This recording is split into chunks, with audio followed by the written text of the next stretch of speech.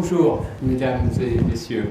Je vais vous parler des activités de l'OMS dans le domaine de la prévention de la violence et je vais me concentrer tout particulièrement sur la maltraitance des enfants, mais pas seulement. Et je vais un peu répéter ce qui a été dit avant, en partie, mais je crois que c'est des choses importantes et je n'ai pas de mal à les répéter jusqu'à certains points. Alors, ma présentation sera structurée de la façon suivante. D'abord, je vais expliquer pourquoi l'OMS s'occupe de la prévention de la violence. Pour certains, ça paraît surprenant. Je crois que de plus en plus on l'accepte, mais pendant une longue période, les gens étaient perplexes quand on leur disait qu'on s'occupait de la prévention de la violence. Je vais rapidement décrire la stratégie que l'OMS a adoptée pour faire face à ce problème et je vais vous parler d'un rapport qu'on a publié au mois de décembre qui s'appelle le rapport de situation sur la prévention de la violence dans le monde.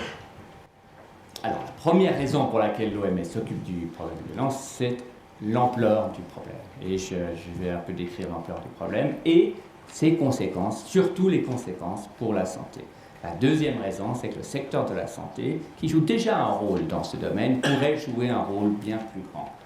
Alors, en ce qui concerne l'ampleur du problème, là vous voyez les estimations de nombre de décès dus aux problèmes de la santé les plus importants et on voit que 1,5 million de personnes meurent chaque année dans le monde de violence. Violence ici comprend suicide, homicide et mort dans tout ce qui est guerre, conflit armé, guerre civile, etc.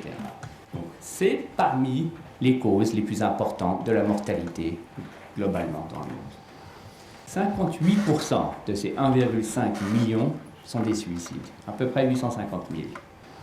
36% sont des homicides, la violence interpersonnelle, à peu près un demi-million, et seuls 6% sont dus à la violence collective, les guerres, les conflits armés, etc. Donc la plupart des morts dues à la violence ont lieu dans des contextes de paix. Les morts dues à la violence sont bien sûr une part importante, mais représentent de loin pas toute la totalité des victimes de la violence. La violence non fatale représente, dans un certain sens, une charge beaucoup plus lourde. Là, on voit les résultats d'une étude qu'on a publiée en 2013 qui montre qu'une femme sur 3 est victime au cours de sa vie de violences physiques et ou sexuelles exercées par un partenaire. Et ces pourcentages varient, sont les plus élevés en Asie du Sud, Sud-Est et au Moyen-Orient, et le moins élevé en Asie de l'Est, autour de 24%, 24-25%. Une autre forme de violence non fatale importante, c'est la maltraitance des enfants.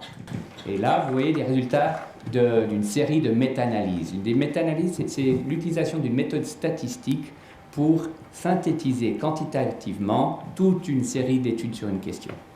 Et là, ces résultats montrent que 23% des enfants dans le monde sont victimes d'abus physiques, 19% des filles sont victimes d'abus sexuels, 7% des garçons sont victimes d'abus sexuels et 36% des enfants sont victimes d'abus psychologiques. Et là, c'est des résultats d'études de très haute qualité qui ont été faites par l'UNICEF et l'Agence américaine de santé publique dans plusieurs pays ces 2 dernières années. Et on voit les résultats pour 3 pays africains et le Cambodge. Et on voit que dans ces pays africains, à peu près un tiers des filles ont été victimes de violences sexuelles. Au Cambodge, le taux est bien inférieur. Et ce qui est intéressant, c'est que les garçons sont plus fréquemment victimes de violences sexuelles au Cambodge que les filles. Là, c'est des résultats d'une autre méta-analyse qu'on a faite qui montre en gros que si on a un handicap, les enfants handicapés sont beaucoup plus souvent victimes de violences que les enfants sans handicap. Et en fait, si on regarde la probabilité d'être victime de violences sexuelles pour un enfant qui a un problème de santé mentale ou une déficience mentale, cette probabilité est presque 5 fois plus élevée qu'un enfant qui n'a pas de handicap. Et, ce qui est la caractéristique peut-être la plus importante de la violence, et le Dr Salmo l'a déjà évoqué, c'est que la violence a des conséquences à long terme, parfois à très long terme. Bien sûr, les morts, les traumatismes physiques sont des conséquences souvent assez immédiates, mais la violence est aussi un facteur de risque pour davantage de violence plus tard dans la vie. Si on a été victime de maltraitance pendant l'enfance, on a une probabilité bien plus élevée d'être auteur et d'être victime d'autres formes de violence plus tard dans la vie. La violence conjugale ou la délinquance juvénile. La violence mène à des maladies mentales, on en a déjà parlé, des maladies chroniques telles que le cancer, le diabète, les problèmes cardiovasculaires. Et là, c'est avant tout, mais pas seulement, dû à l'adoption de comportements à risque tels que le tabagisme, l'alcoolisme, la toxicomanie, la nourriture excessive, etc., qui, souvent des décennies plus tard, est liée à des problèmes de maladies chroniques.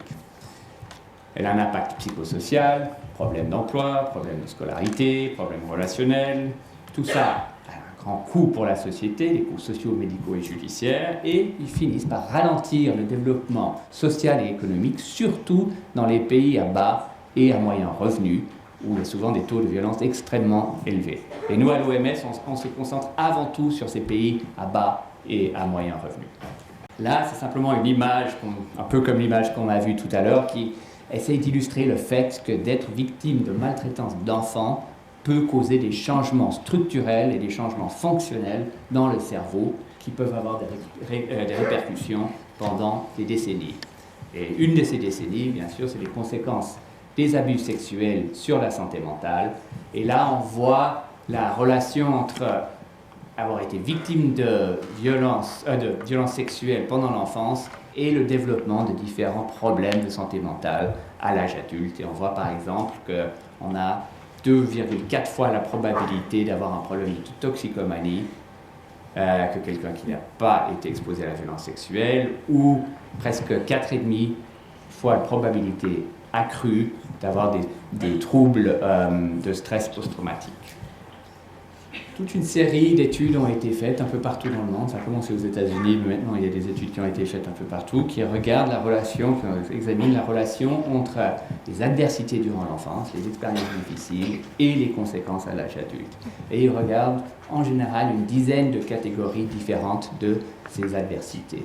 La maltraitance physique, psychologique, sexuelle, mais aussi le dysfonctionnement familial, la violence entre les parents, avoir un parent qui est alcoolique ou toxicomane, avoir un parent qui est incarcéré. Et ils ont constaté toute une série de relations entre ces expériences difficiles dans l'enfance et des conséquences négatives à l'âge adulte. Et là, je vais juste en parler d'une, c'est l'impact des adversités durant l'enfance sur la capacité de travail à l'âge adulte. Et on voit que l'absentéisme au travail, les problèmes financiers graves, les problèmes d'emploi graves sont tous liés au nombre d'adversités qu'on a vécues en tant qu'enfant. Et l'explication qu'on met en avant, et ça se recoupe un peu avec ce que le docteur Salmona nous a expliqué tout à l'heure, l'explication qu'on met en avant pour ce lien entre adversité durant l'enfance et ses conséquences graves à l'âge adulte est la suivante, très schématiquement. Ces adversités créent un stress toxique, un stress que l'enfant n'arrive pas à gérer. Ça provoque une sorte de dérégulation des systèmes émotionnels, des systèmes de stress, etc. Ça provoque des troubles sociaux, émotionnels, cognitifs, des troubles mentaux que la personne essaye de gérer, parfois des années plus tard, avec le tabagisme, qui est un régulateur d'émotions assez efficace. L'alcoolisme, la consommation de drogue, la consommation excessive de nourriture, les relations sexuelles dangereuses, non protégées. Et tout ça, à terme, augmente la morbidité, le handicap, les problèmes sociaux, et finalement mène à une mort prématurée dans un nombre important de cas. Dr Salmona a parlé d'une étude qui a été faite aux États-Unis qui a montré que les personnes qui avaient vécu 6 catégories d'expériences négatives pendant l'enfance mouraient en moyenne 20 ans plus tôt que les personnes qui n'avaient pas eu de ces expériences négatives pendant l'enfance.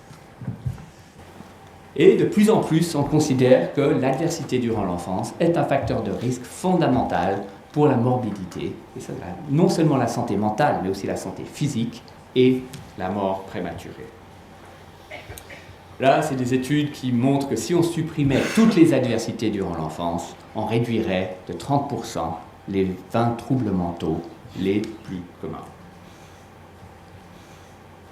Ça, c'est la première raison pour laquelle l'OMS s'occupe de ce problème, l'ampleur du phénomène. Il affecte probablement des centaines de millions de personnes dans le monde, sinon 1 ou 2 milliards. Et la deuxième raison, c'est que le secteur de santé pourrait faire davantage. Bien sûr, il s'occupe déjà des victimes de la violence dans les soins intensifs, dans les lieux hospitaliers, etc.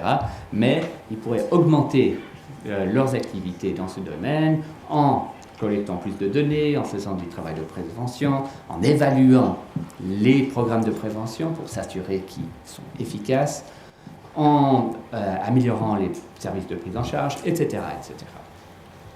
Face à ce problème, l'OMS a adopté la stratégie suivante, et je vais aller assez vite là. D'abord, en 2002, on a publié un rapport, le rapport mondial sur la santé et la violence, auquel 200 experts internationaux ont contribué.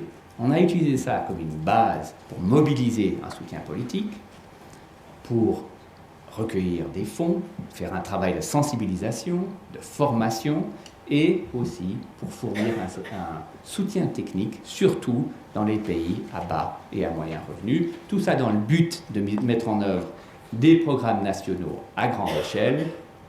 Et la dernière composante de cette stratégie, c'est le rapport qu'on a publié au mois de décembre, qui essaye d'évaluer la mesure dans laquelle les recommandations du rapport de 2002 ont été mises en œuvre par les 194 États membres de l'OMS.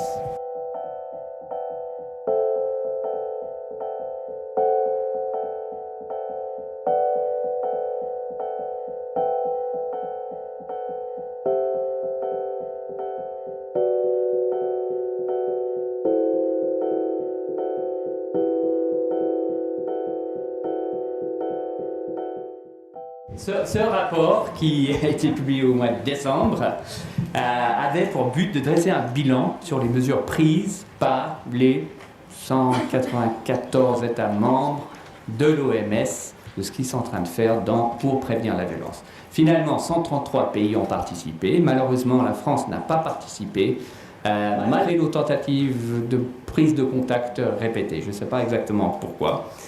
Le but, c'est de décrire dans tous ces pays ce qu'ils sont en train de faire en termes de collecte de données, en termes de mesures politiques et des mesures de prévention prises pour prévenir la violence, et aussi tout ce qui est prise en charge des victimes de la violence. Une des bonnes nouvelles de ce rapport, c'est qu'on a trouvé que les taux d'homicide dans le monde ont baissé d'à peu près 16% les 12 dernières années. Donc les taux d'homicide globalement ont baissé de 16%. Dans les pays à haut revenu, ils ont baissé de 40%. Dans les autres pays, je vois quelqu'un là qui n'est pas d'accord, mais bon. Et dans les autres pays, les taux d'homicide semblent avoir baissé d'à peu près 10 à 15%. On a aussi constaté que seul à peu près un tiers des pays mettent en œuvre 12 programmes qui sont avérés efficaces pour prévenir la violence. On a essayé d'examiner quel pays mettait en œuvre quel programme, et on s'est aperçu que globalement, seul un tiers de ces pays mettent en œuvre ces programmes. Et dans le domaine de la prévention de la maltraitance des enfants, les proportions sont un peu les mêmes pour chacun des problèmes. Et des programmes, c'est à peu près un tiers des pays mettent en œuvre ces programmes. Des programmes tels que la formation parentale, les visites à domicile pour prévenir la violence, les programmes de prévention d'abus sexuels, ce qui sont souvent faits à l'école pour reconnaître et éviter les situations de risque. On a aussi constaté que la plupart des pays avaient des lois pour prévenir de la violence, mais le problème, c'est que ces lois étaient très rarement pleinement mises en application. On a trouvé souvent 80, 90, 95% des pays avaient ces lois, mais 20, 30, 40% les appliquaient pleinement. Ça dépend des lois. Parfois c'était bien mieux, bien inférieur, et parfois c'était très élevé.